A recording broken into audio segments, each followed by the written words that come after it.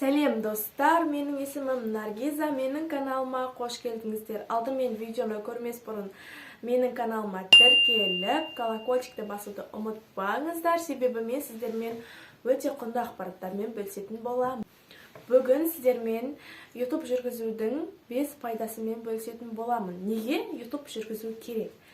Себебі қазір барлық блогерлердің бәрі YouTubeға көшіп жатыр. Себебі YouTube'да просмотр үшін ақша төлейді, ол бір.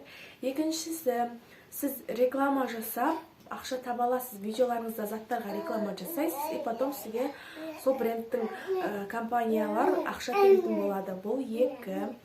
Үшіншісі, өзіңіздің жеке брендіңізді қалыптастырасыз.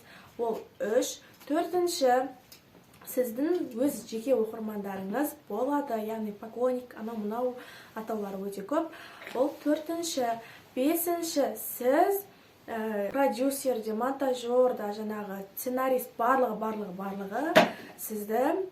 барлығы сіз өзіңіз болып шығасыз, яғни бір емес бірнеше мамандық иесі болып мамандық иесі бола аласыз. Бір видео түсіру үшін, мысалы, мен осы видеоны түсіру үшін алдымен мен ізденемін, одан кейін жаңағы сценарийін жазамын, мен осындай нәрсе айтамын қазір, осындай нәрсе мен бөлісемін, және де видеоны да өзім түсіремін, өзім монтаждаймын, өзім озвучка жасаймын, барлығын өзім жасаймын.